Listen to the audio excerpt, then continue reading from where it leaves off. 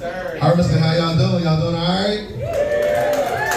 You know, this should usually be started with Black Scary Movie, me being in this motherfucker. And I'm African with ice and everything. I'm just like, bro. Oh my goodness, man. It's cool, man. I'm surprised to see one of my people here. I thought I was gonna be the only one. It's so funny. I saw all y'all's faces when I walked in. I'm like, bro, this is what I'm used to, this motherfucker. So I moved to Washington, to a small town in Washington from Atlanta, Georgia. Yeah. And the way y'all looked at me when I walked in, the same way people look at me when they see me, and I'm like, and they're like, what? And I introduced myself. I'm like, yeah, I'm Junior from Walla Walla. And they're like, what the fuck? Is this a sequel to The Blind Side? Yeah. Like, is Sandra Bullock about to walk through these doors? Like, who brought this big black motherfucker in this bitch? Don't worry, guys. I've made it this far up north, thanks to the Underground Railroad. Thank you, Harriet. But it's funny because I love watching, like, there's two types of people. Hermiston, I feel like y'all not as performative as Walla Walla is, because up there's one group of people who will be like, oh, you're from here? I'm like, do I look like I'm from here? Well, you can be. Bitch, I saw the face when you saw me. I don't look like I'm from Walla. Then there's the other ones who live in reality. They're like, oh, Atlanta. This is different. You know what I'm saying? I ain't gonna lie, I do like it up here. I do. Walla Walla's so peaceful. It's so peaceful that all crime is reported by one guy on Facebook. And y'all laughing because y'all almost had the same motherfucker down here in town. Does he run y'all city too the way he runs ours? Yeah. Our name is Kevin. We call him White Batman, but really should be like, I don't know, white mocha chocolate, I don't know. No, so I moved around a lot though. I moved around a lot. This is not my first time being the only black person in the room. I'm Canadian. He's like, Trey, yeah. We're brothers. I'm just playing, bro. No.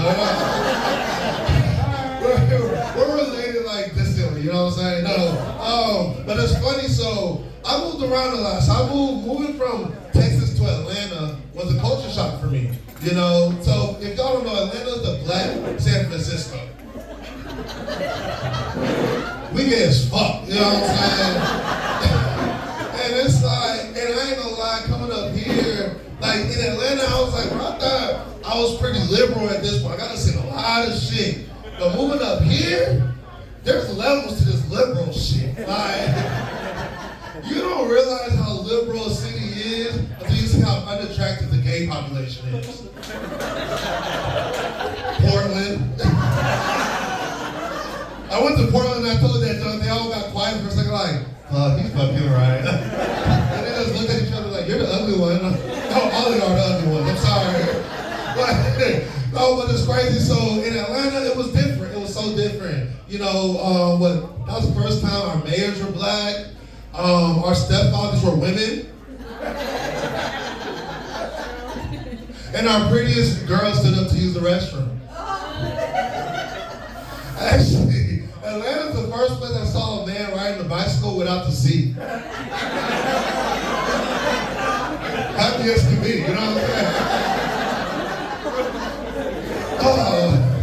But I would tell you, if you do ever want to go visit Atlanta, just because the men are sweet doesn't mean the city is. Because Atlanta's the one city where you'll get robbed by a dude in a crop top, bedazzled jeans, and some high heels. And the last thing you hear before you, as you're staring out the barrel of this pink gun, is pew pew.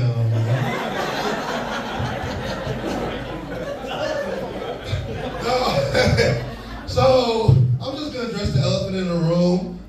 Yes, every time I do come down this far eastern Oregon, an old white lady always wants to take a picture of me.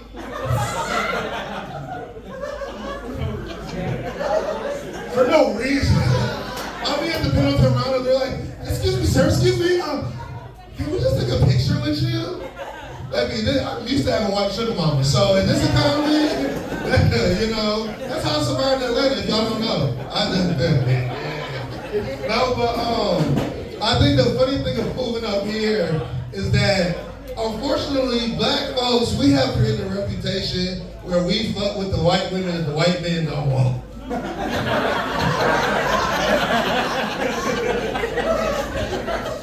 And it frustrates me because I'm from Texas and I was an athlete. So I grew up with white privilege. I was the one that the white men were like, you know what? He might go to the league. Here you go, baby.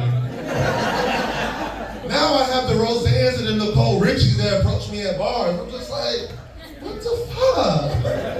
Look, I got that Roseanne. Well, she got a retirement plan. I'm like, yeah. 401k, I ain't gonna lie to you. No, and so it's funny because people talk about racism all the fucking time. Like that's all we talk about, especially up here in the Northwest. Y'all love talking about gay shit and racism. Am I lying? He's like, well, you rock that one, motherfucker. But if I took a picture of this room and I sent my mom, she'd be like, what the fuck? Get out! Get out! Don't start fucking rotating the spoon in the teacup. You saw that? It's okay, I fall in love with white woman now, I ain't gonna lie to you. No, but it's funny, so I'll tell y'all a story. So I tell people all the time, if we want to end racism or prejudice, there's ways we go about it, right? You have to put people in positions that they understand, right? So for example, I have a twin sister. She doesn't look as good as me, but she's a doctor and I'm telling jokes, so who's really winning in life, right? And so I remember in college, she started dating this white boy. And my mom was pissed. She called, I know she's pissed because she called me, she's like, you know your sister's dating a white man? I was like, what's wrong? She said, have you seen his picture? She showed me his picture. He didn't look like an I understand. He looked more like a bring back segregation. And I was like, well, you know, she's in a good school. Maybe he comes from money because either you look good or you're rich or that credit score is good, right? He was on a full ride, which means that he's broke as fuck, right? So at that moment they broke up because he wasn't an I understand. He was more like a, you know, maybe we need to redline this district, you know what I'm saying? but she's like, yeah. Don't hold it in, it's okay, baby, yeah. So I'll give you another example though. My fraternity brother back in Atlanta, he posted this picture of this white girl in our group chat. And she looks like the meth version of Nicole Richie. Or the lot lizard version, huh? Yeah. He's like, you drive trucks? Don't look wrong, I'm looking at you, you know? He's like, oh, let me take a sip, yeah. We don't want to know where your Apple Pay statements are going to. Okay, I got you. Pull out some cash before you go on your trips.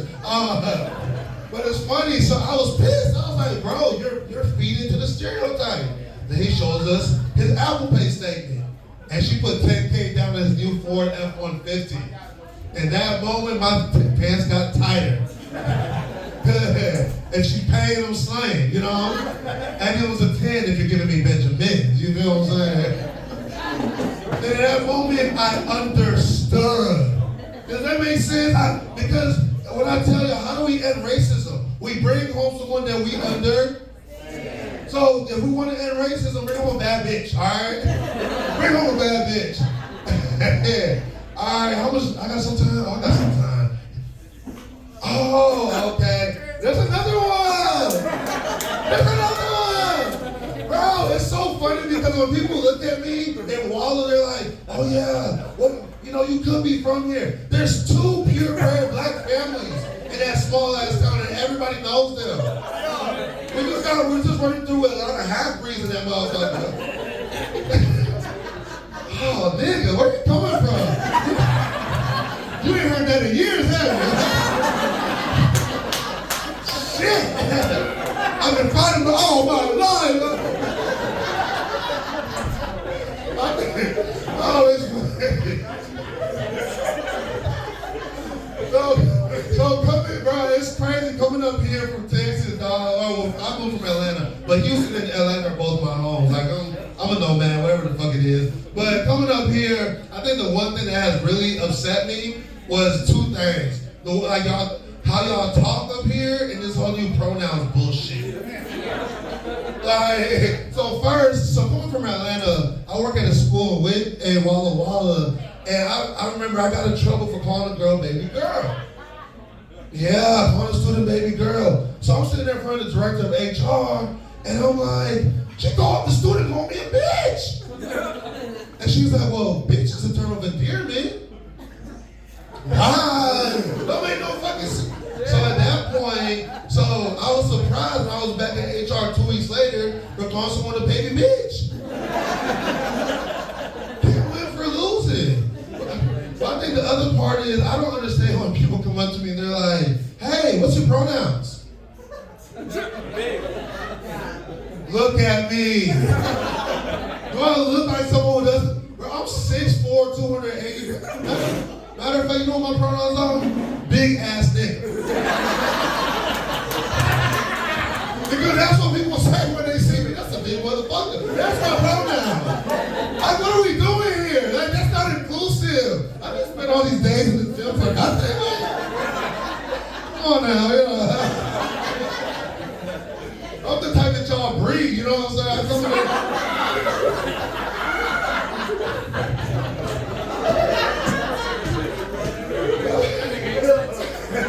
Everybody's like, how do you feel being up there with all those white folks, bro? I went to country folk. I love this shit. I'm happy as can be. I don't want to go.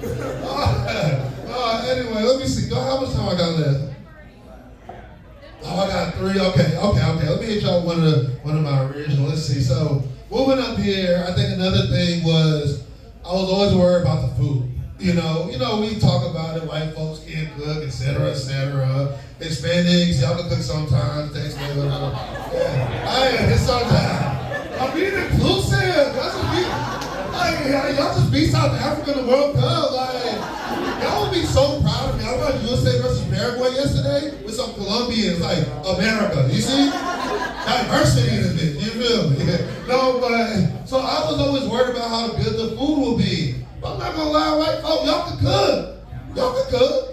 Y'all food just missing a little bit of oppression. Think about it, right? The South has its own history of oppression, slavery, etc. You think Aunt Jemima created that syrup because she was happy?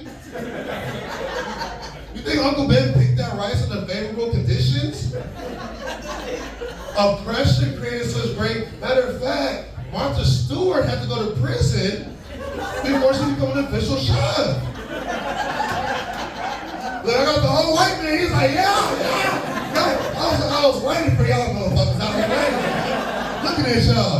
But it's crazy to think about it. Canada's a very progressive nation, right? The women are happy, the minorities are happy, but the husbands' stomachs are not. How many times have y'all seen a Canadian-style restaurant? Do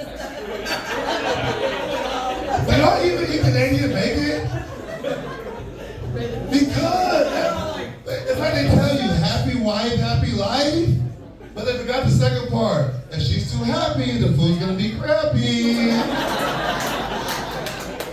And ladies, if that made you upset, I will be at your house tomorrow night for dinner. That's just sexier than an angry motherfucker in the kitchen. Right, by the Hispanic community. I appreciate y'all so much. My name is Joseph Jr. Thank y'all so much. But coming up next, all the way with the